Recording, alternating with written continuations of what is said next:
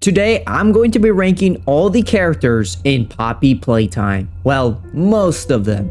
This is how this tier list is going to work. I will only rank characters that the player actually interacts with. I will not be ranking any of the human characters from the VHS tapes because I think that would be pretty boring, let's be honest. The only human characters I will include are Miss Gracie and Harley Sawyer, also known as the Doctor, since we actually interact with them and they both have important sequences. I'll be ranking these characters based on how well they fit into the story, how helpful they are if they're an ally, and how their sequence plays out when you face them as an antagonist. I make lots of speculation and ranking videos, so subscribe to stay tuned for some more videos. We are trying to hit 10,000 subscribers and only you can make that happen. Make sure to grab a snack because this video is going to be a long one. So without further ado, let's get straight to the ranking. Huggy, Huggy Wuggy, when he hugs you, he'll never stop. The first character we come across is none other than Mickey Mouse. Oh, wait, I mean Huggy Wuggy. Without a doubt, the most iconic character in the franchise. He even made it into Fortnite. Huggy Wuggy is just that iconic. Look at bro doing the gritty. He is the perfect character for chapter 1. He fits that big, creepy toy mascot role perfectly for Playtime Co. The hallway jump scare is still one of the best, leading into a well-designed chase in the vents that combines horror and gameplay elements. The vent feels tight and doors are suddenly opening and then closing, but not to the point where it feels unfair because the game gives the player enough time to react. I originally had Huggy Wuggy in S tier in my old ranking video because of his overall appearance and the gameplay sequence he offered in chapter 1, but now he is even better in chapter 5. They cooked. I don't think his chases or any of these sequences are better than the one in chapter 1, but what makes his character stand out even more is his backstory. Instead of just simply telling us the story, they showed us the story by allowing the player to temporarily view Huggy Wuggy's perspective to explore his memories. And it is just depressing, man. It is sad. This whole joy playtime nonsense is basically mental torture. Poor Huggy, man. They even forced him to kill smiling critters if they did not participate in the game. Oh my gosh, like holy guacamole. I do not blame Huggy Wuggy for trying to kill us. He was literally trained to, so it makes sense. Easily the most iconic Poppy Playtime character and my personal favorite. Just look at my profile picture, bro. So S tier, he goes. Hi, my name is Poppy. I love you. At the end of chapter 1, we free Poppy from her case. She is the main character in the story, which is why the game is called Poppy Playtime. After freeing her, everything that happens in the story is because of her. She stops the train to prevent you from escaping because she believes you are capable of defeating the prototype. I genuinely do feel bad for her that she was forced to stay in that case for so long, and you could tell she truly hates the prototype and was brutally tortured. He even squashed her head. I thought she died when I first saw this. Her motives to stop all this madness are good, and I do think she is trying to help, but I do not like some of the things that she does, like attempting to blow up the factory. It was not a good idea. It only made things worse. It caused Doey to turn on us, and honestly, drew the prototype's attention even more. She even ran off and left the player and Kissy Missy. What kind of friend does that? She is still a great character overall, just some decisions I do not like. So she is going to A tier. In chapter 2, there are 3 different types of minigames to play at the game station before you start the Mommy Longlegs sequence. Bunzo Bunny is part of the first minigame, the mini Huggy Wuggies are part of the second, and PJ Pugapillar is part of the third minigame. Out of all these 3 characters, PJ feels more like an actual character than just some object. Bunzo Bunny simply drops down the longer you take, and the mini Huggy Wuggies just climb out of a small tunnel. PJ is actively moving closer towards you, and it can be a lot scarier at times. So for Bunzo Bunny and the mini Huggy Wuggies, they're just gonna go into C tier. Their only purpose is, the mini games, and they do not really act like characters. They're not going to D tier because their mini games are actually really good, but PJ will go in low B tier since he feels like an actual character.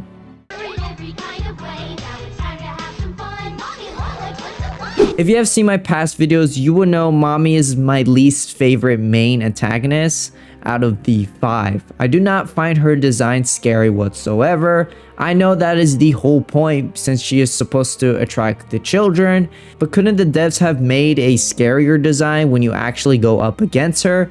They kind of did with her eyes turning black, which is a good touch, but I personally think they could have done more to make her more intimidating. I also think her chase is pretty mid and buggy. Like, it is so easy to break this chase. The part where you have to look up and grab onto the handle feels too slow in my opinion. Chases are supposed to be fast paced. If you add a slow element to it, it ends up feeling like trial and error instead of a fair challenge. However, the parts where you have to hide from her and when you grind her are really well executed. I think grinding her was probably the most satisfying death out of all these monsters in my opinion. I'm not saying it's like the most gruesome death, it's just, I don't know, just felt really satisfying. She also has some really good dialogue and psychological horror. Even though her appearance is not creepy, the way she talks is very creepy, and that jump scare where she screams at you is a really good jump scare. So I'm going to place her in B tier. If her chase was better and less buggy, then she definitely would have gone to A tier. I know some people are going to be upset. I was debating, should I put her in A tier or not? But honestly, I feel like she needs to go to B tier in my opinion. It is time for chapter 3, my personal favorite chapter. First up is Nightmare Huggy Wuggy. This sequence is just one simple chase, and you are supposed to die. So gameplay wise, there isn't much going on, but I love the overall execution here. It is done perfectly. The design makes Huggy look even more terrifying. The way he climbs out of the TV is completely unexpected, and everything is super well animated. He's going into B tier under Mommy Longlegs, but he can't really go any higher because the gameplay is just too simple and short. That is the whole point of the sequence. I'm not saying that as a bad thing. It's just like, I can't put him any higher, you know?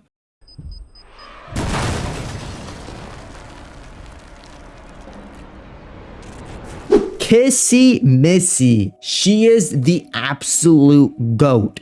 I know her first appearance was in chapter 2, but chapter 3 gave her a much more proper introduction.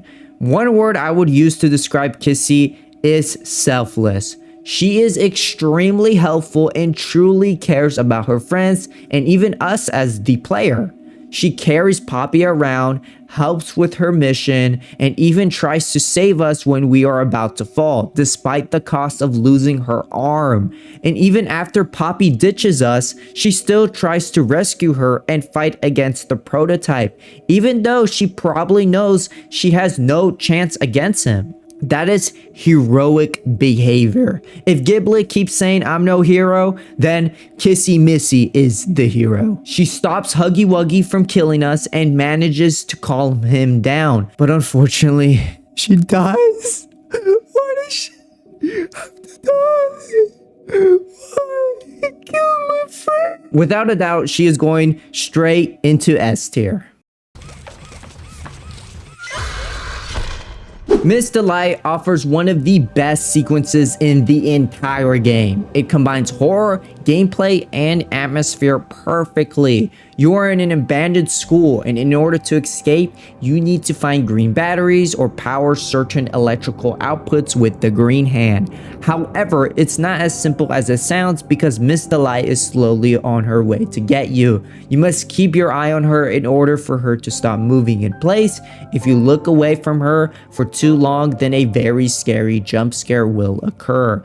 It's literally like the boos from Super Mario. The game spices up the existing puzzles by also incorporating a unique encounter with a character, which is something Chapter 3 is really good at. She doesn't really have any crazy backstory or a huge character arc or anything like that, which is fine. She serves her purpose as a creepy teacher and an obstacle in the abandoned school, offering a really good and scary gameplay sequence.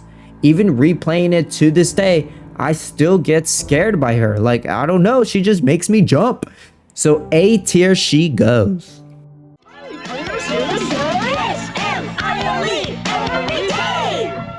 Next up are the Smiling Critters and Dogday. I am not going to rank every smiling critter individually because they all behave the same way except for Dogday.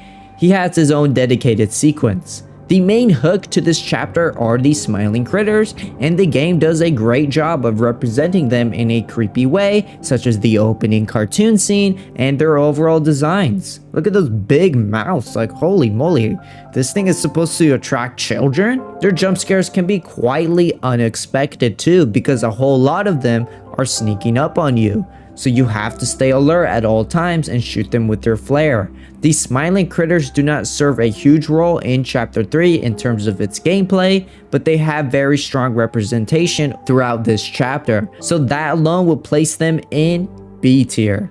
However, Dogday has a much more horrific moment.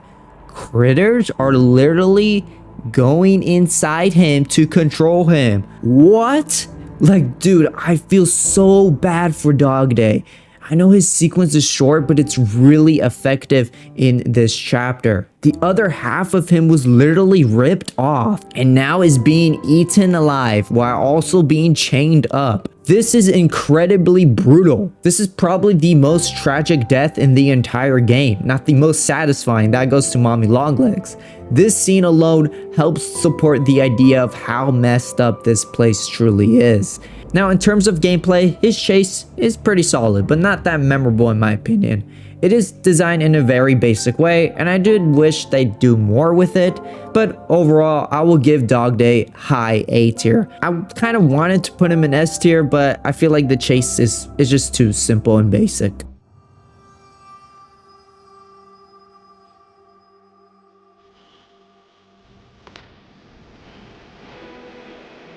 CatNap. I love this character so much. I'm gonna glaze him till the day I die. The way he stalks you, his overall design with those long legs. He even has a horrifying skeleton transformation with that huge mouth. Ew, ew, ew. His unexpected jump scare when you think you are solving a puzzle is still the scariest jump scare in the entire franchise. I really love all the horror buildup the game creates in Chapter 3 with CatNap. It feels very suspenseful and it pays off at the very end. And this time it is a fight, not a chase, making the whole sequence more memorable and distinct from Chapters 1 and 2. CatNap offers the best sequence in my opinion because it utilizes the game mechanics you learn to their fullest potential. You use the flare to check if that's the real CatNap. You use the shockwave hand to get on top of an area in order to create smoke with the green hand.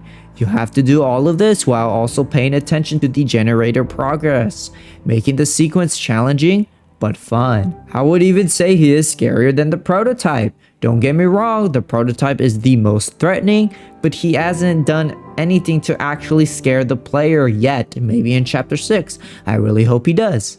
A lot of people say that CatNap sucks because he doesn't do anything, and I feel that's such a weird thing to say because he does stalk you and mess around with you, which is what cats do.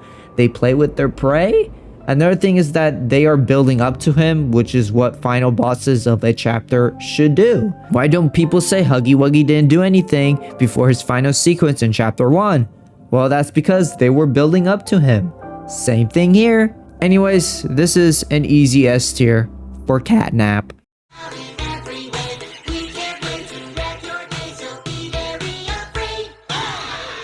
We are now in Chapter 4, and this is where I start disliking some characters, mostly because their overall appearance feels unnecessary, like the Nightmare Critters and Bubba Chops.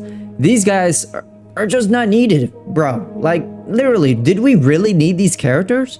The nightmare critters are a huge downgrade from the normal ones. They have no relevance to the story, and they have this weird multiple hit system that makes them very easy to encounter. And look, the jump scares in chapter 4 are actually still buggy. I thought they fixed them. What is going on? D tier. Bubba Chops is definitely like more of a character, but still kind of unnecessary. The only purpose Bubba Chops serves is being used as a way to test our moral beliefs, because if you remember, the doctor forces us to make a decision on killing Bubba Chops or not. This is a good scene, but it does feel a bit forced to use on this character. Like, this character was just only added for this moment and nothing else.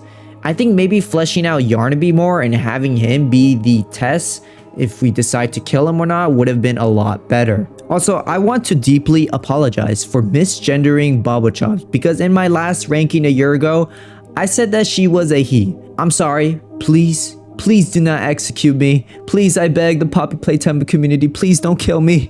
Please. Anyways, I'll go high D tier on this one, but yeah, unnecessary.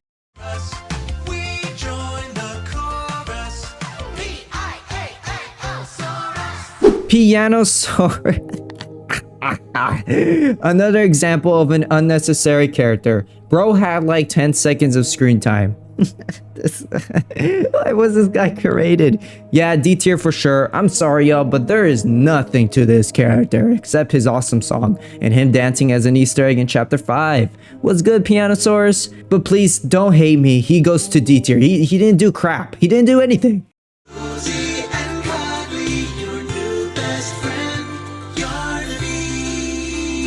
Yarnaby. A lot of people hate this guy because of how broken he was at launch. For me, he did not spawn at all when I first played chapter 4, but after replaying it, I finally got to experience him for the first time. Honestly, I think his sequence is actually better than I thought. I like how you have to hide in certain areas to avoid him while also doing puzzles. It made the gameplay interesting and challenging in some parts. Yarnaby also does have some chases here and there, and they are pretty forgettable in my opinion. But the music absolutely slaps. I honestly feel really bad for those who experienced the more buggier version of him. Well, technically I did experience a buggy because he didn't spawn, but you know what I mean. The one where he just kind of just can kill you even though you're hiding. I saw so many people raging.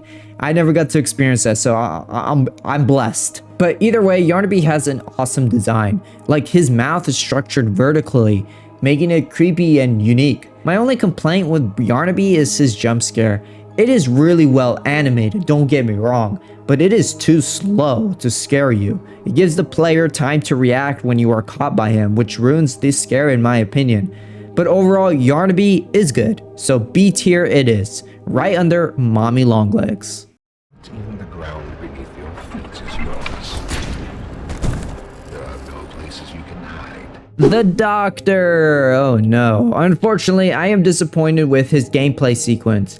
It isn't necessarily bad, but as a huge threat he opposes to the player, it is really forgettable and stupidly easy. The Doctor is the creator of all these experiments, meaning he is a very important character, like super duper important. He is even coming back in chapter 6 based on that cliffhanger from chapter 5. Hopefully they make him even better in the next chapter. The lore behind him, the voice acting, and the character design are all done perfectly.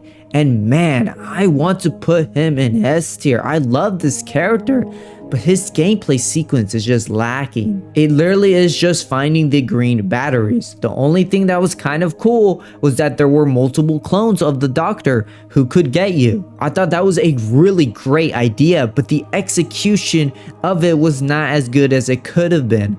You can easily outrun them, and the jump scare is just him grabbing you. I think they purposely made this sequence too easy because he wasn't the final boss of this chapter. It was Doey, so they didn't try as hard on making it challenging or unique, which is quite unfortunate.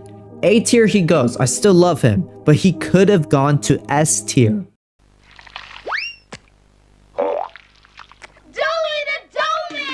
Doey the Dough Man is the main highlight of chapter 4 for me, and probably for everyone else. The climax of chapter 4 had a different vibe to its ending than in chapters 1 to 3. In those chapters, you are thrilled to kill these toys who have been actively trying to kill you. But with Doey, I did not want to kill him. We know he doesn't mean to hurt us or to kill his parents, it's just the gentle voices that lie. The prototype literally outplayed us. He used the explosives that we planted against us, causing Doey to betray us. Technically, Junior, it was Kevin who did. And not gonna lie, I think Doey's actor is my favorite actor in the game. He really brings the character to life with his dialogue and also the way he's animated. I love it so much. That scream as he was being crushed to death. Poor Doey. We could have defeated the prototype if he didn't die. Doey was our only chance, and we, and when I say we, I mean mostly Poppy, messed up badly. She threw the game, literally. And she even gets angry at us for killing Doey, like, shut your mouth, girl. Enough story yapping. How was his gameplay sequence? It's really good. They tried to do a boss fight once again like CatNap.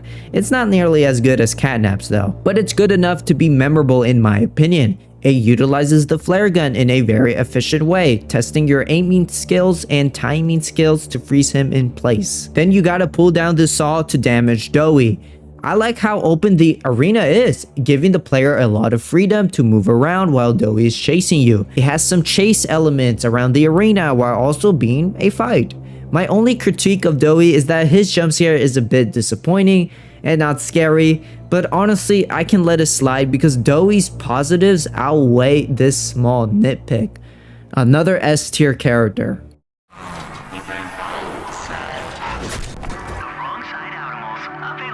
Chapter 5, the latest chapter as I'm recording this. The main hook to this chapter is the prototype and the Outimals. Wrong side out, baby. Yo, this song is actually fire now that I'm thinking about it.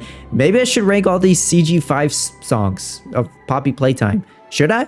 I'm getting off track here. The Outimals are definitely better than the Nightmare Critters because they have a better representation in the chapter, that being turning these toys wrong side out. However, I still don't think it's as good as the Smiling Critters from chapter 3 because they had a better gameplay sequence and are more memorable as characters. The Outimals are only used in this one section where you just go around and turn on lights. It's very, very simple, making it pretty forgettable. But I won't say it's absolutely bad, it's just pretty mid. So low C tier it is. Looks good on you. This is Chum Chompkins, my guy on the inside. Giblet and Chum Chompkins are the two new allies in chapter 5. I did feel these guys were a bit random to be added in this chapter because they were like never mentioned in previous chapters, especially Chum Chompkins. I do love Chum Chompkins' personality. The design is also really good, and I also love the scene where we hid in his stomach. But I feel like bro did not serve any real importance to the story. He wasn't even there for the finale. I'm pretty sure they only made Chum Chompkins to sell even more merch. You know Mob Entertainment, their merch, man. $48 for an Outimals plushie, holy moly. So I'm sorry, but C tier he goes. However, Giblet on the other hand is significantly better. The more times I play chapter 5, the more I start to like Giblet even more. He is super helpful in this chapter, way better than Ollie in chapter 3 in my opinion. He helps us find a new grab pack, provides vital information to defeat the prototype, and he even saves us from death. You could see Giblet was hiding here from the prototype. I am willing to bet that the prototype doesn't even know that Giblet is working with Poppy. What an absolute goat Giblet is. He keeps on saying he is no hero, which is a little weird, but bro literally saves us from death. What do you mean you're no hero, bro? Dude, Giblet even has force powers from Star Wars. Just look at this. He can lift up a vent without actually putting his hands on the door? Dude has magical powers. The only issue I have is due to the fact that he wasn't mentioned in other chapters. Like I said, it's fine that he didn't make an appearance, but I wish there was some kind of build up or mention about him in chapters 3 and 4. He is going to A tier. You're going to have so much fun! Next up, we got Rumi from K-Pop Demon Hunters. Oh shoot, whoops, I did it again. Lilly Ms and Miss Gracie. When I first saw the Chapter 5 gameplay trailer, I thought Lilly was going to be an ally. Did anyone else think that? Let me know in the comments. I also thought that I wasn't going to like her at all because it seemed like she was going to be irrelevant to the story. But I think they did a great job because they tied her nicely with Miss Gracie and Huggy Wuggy's backstory. Her personality absolutely shines here. The psychological horror, the voice acting, and the dialogue are really well done here. Especially at the tea party, her dialogue is really well delivered here. She's crazy. Unfortunately, her sequences aren't that good. In terms of gameplay, she was really annoying. She was so frustrating that I started to dislike her. I don't know if the devs felt like they needed to drag out her sequence just to have her die or something, but you could tell her chase was poorly designed. I have said it many times before, so I'll try to keep it brief. First of all, the chase is super confusing. You expect to follow Kissy Missy right after the tea party, but when you do that, you die. You want to know where you were supposed to go? Through this door that couldn't be opened before. Totally makes sense, right? Let's just magically open the doors for no reason. Another thing is her jump scare is annoying and super predictable. And her jump scare is it just sucks. She literally counts it down for you. You could see this jump scare coming a mile away. And because this chase is very trial and error, this jump scare will happen so many times. Okay, calm down. Calm down. It's just a video game. It's not that deep. She has another sequence where it's basically red light, green light again, which I thought was fine. I liked how you have to follow a specific path this time around instead of just going wherever you like. But man, that chase is the worst Poppy Playtime chase just because of how trial and error it is. I really like her character, don't get me wrong, but her chase is so bad. Like, it is actually that bad that I'm going to put her in high C tier. Sorry, Lilly Ms fans. Don't hate me. Please don't hate me.